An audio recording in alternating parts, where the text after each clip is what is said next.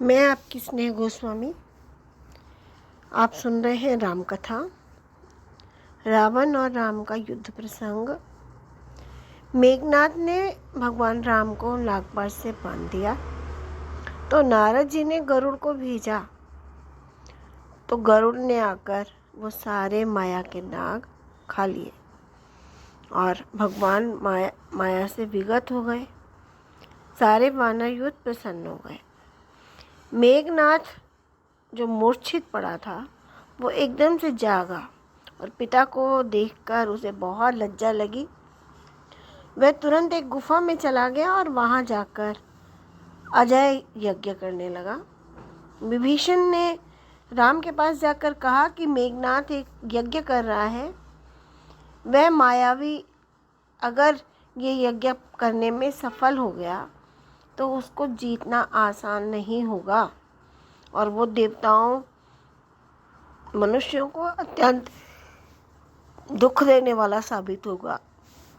तब रघुपति ने अंगद आदि सब वानर बुलाए और कहा कि लक्ष्मण के साथ जाओ भाई और इसका यज्ञ विध्वंस कर दो। मार्यो तेई बल बुद्धि उपाई, जेही चीजें निश्चर सुनो भाई। तब भगवान राम का अनुशासन पाकर वानर सेना चल पड़ी। लक्ष्मण ने भगवान राम से कहा कि अगर आज मैं उसको बधे भी ना आया तो रघुपति सेवक नहीं कहूँगा। अगर उसको 100 शंकर भी सहायता करने के लिए आएंगे तो भी मैं उसको मार दूंगा, मुझे भगवान राम की शपथ है। ये कहकर लक्ष्मण, अंगद, नील, मयंद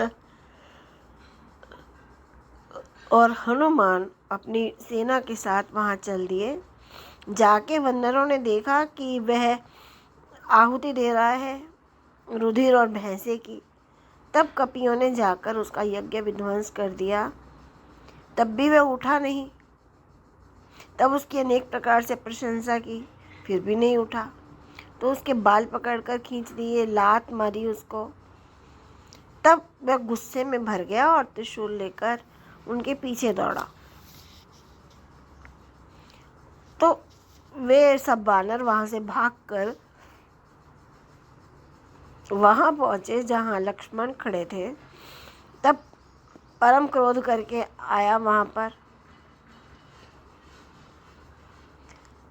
तब लक्ष्मण ने उठकर एक प्रचंड शूल मारा और बाण मारकर उसके कई टुकड़े कर दिए। तब अंगद उठे, लेकिन उसको कोई घाव हो ही नहीं रहा है। फिरे वीर रिपु मरई न मारा, तब धावा कर घोर चिकारा। आवत देख क्रुद्ध जनु काला, लक्ष्मण छाड़े बिसिक कराला। देखस आवत पविसम बाना, तुरत भयो खल अंतर ध्याना। तब वह दुष्ट अंतर ध्यान हो गया। अनेक वेश धारण करता है, लड़ाई करता है, कभी प्रकट होता है, कभी छिप जाता है। तब इस शत्रु को अजेय जानकर वानर सब डर गए। लक्ष्मण ने मन में अपने मंत्र को दृढ़ किया और कहा कि मैंने इस पापी को बहुत खेल खिलाए हैं। तब भगवान राम का प्रताप स्मरण करके एक बाण संधान करके उसको मारा, तो उसके हृदय में जाकर लगा। मरते हुए उसने सब कपट त्याग दिया। रामानुज कह राम कह, अस कह छाड़स प्राण, धन्य धन्य तब जननी कह अंगद हनुमान। तब राम और लक्ष्मण का नाम लेकर उसने प्राण छोड़े। तब अंगद और हनुमान भी उसको धन्य धन्य कहने लगे।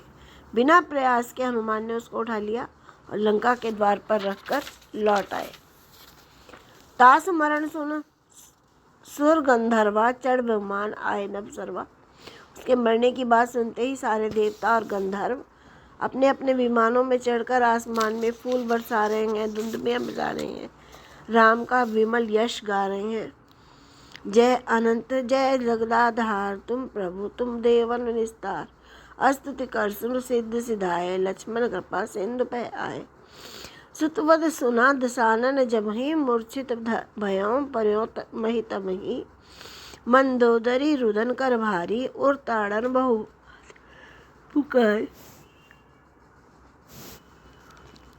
नगर लोभ सब व्याकुल सोचा, सकल कहीं दस कंदर पोचा। तब रावण ने अनेक प्रकार से अपनी पत्नी को समझाया और ये संसार नश्वर है ऐसा कहकर उसको समझाया कि अपने हृदय में विचार कर देखो।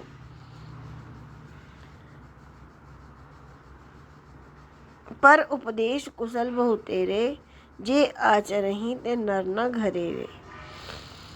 रात बीत गई, दिन निकल आया। भालू कपी चारों द्वारों को घेरने लगे। तब दशानन ने सुभटों को बुलाया और कहा कि रणभूमि में जाकर जिसका मन डोल रहा है वो अभी अपने घर चले जाओ। मैंने अपनी भुजाओं के बल से ये बैर बढ़ाया है, अब मैं स्वयं जाकर उत्तर दूंगा। ऐसा कहकर उसने मरुत वेग वाला एक रथ सजाया और उसमें अनेक प्रकार के बाजे बजने लगे।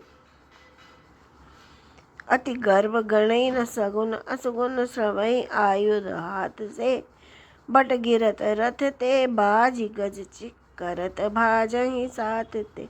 गोमाए गिद्ध कराल खर रव स्वान, बोलहि अति घने जनुकाल दूत उलीक। बोलहि वचन परम भयावने, ताई की संपत्ति सगुन सो सपने मन विश्राम।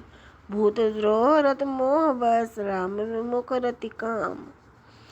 तब वह रावण अपने अपार कटक के साथ चतुरंगनी सेना सजाकर अनेक प्रकार के वाहन और रथ लेकर अनेक प्रकार के ध्वजा पताका फहराता हुआ युद्ध भूमि में पहुंचा। उसके मत्त हाथी चल रहे हैं, आवाजें कर रहे हैं मानो आसमान में बादल गरज रहे हों। आसमान में इतनी धूल उड़ी कि सूर्य छिप गया। हवाएं थक गई, वसुधा कुला गई। कि हर नाद वीर सब करहीं, निज निज बल पौरुष उच्चरहीं। कहीं दशानन सुनो सुभट्टा, मर्दम भालू कपी के ठट्ठा। दशानन ने कहा कि हे सुभट्टो, जाओ भालू और कपियों को मसल दो, मार दो, मैं दोनों भाइयों को मार दूंगा। ऐसा कहकर उसने अपनी फौज आगे बढ़ा दी। तब विशाल कराल मरकट भालू सब जा रहे हैं और हाथ में बहुत बड़े बड़े पहाड़ ले रखे हैं, बहुत बड़े बड़े पेड़ ले रखे हैं। जय राम रावण मत गज, मृगराज सुजस बखाने। भगवान राम के सामने जब रावण पहुंचा तो रावण के पास रथ है, लेकिन रघुवीर के पास कोई रथ नहीं है। विभीषण अधीर हो गए।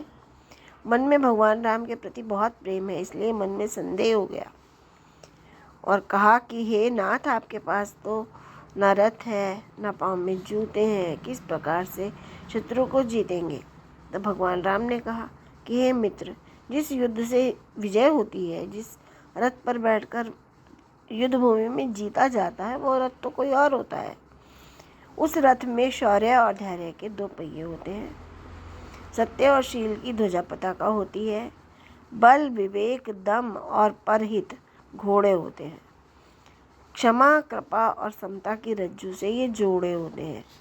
भगवान का भजन सारथी है और विरति चरम संतोष कृपाना। दान वर्षा है, बुद्धि प्रचंड शक्ति है और विरति जो है वो कठोर धनुष बाण है। अमल अचल मन त्रोण समाना। और विप्र और गुरु की पूजा कवच है, संयम नियम बाण है। जिसके पास ये रथ है उसको दुश्मन कभी भी जीत नहीं सकता।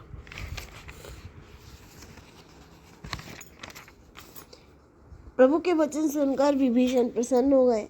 उन्होंने भगवान राम के चरण पकड़ लिए वहाँ पर दशकंधर है और इधर अंगद और हनुमान है। लड़त निशाचर भालू कपी कर निज निज प्रभु आन।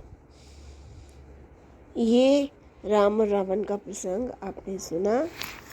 भगवान राम की उस पर कृपा होती है जो किसी भी रूप में भगवान राम का नाम लेता है, सुनता है, पाठ करता है। तो आप पर भगवान राम की कृपा बनी रहे। मेरे साथ बोलिए जय राम, जय जय राम, जय राम, जय जय श्री राम। इस राम कथा को शेयर ज़रूर कीजिए और चैनल सब्सक्राइब नहीं किया है तो सब्सक्राइब भी कर लीजिए। बोलिए सियापति रामचंद्र की जय।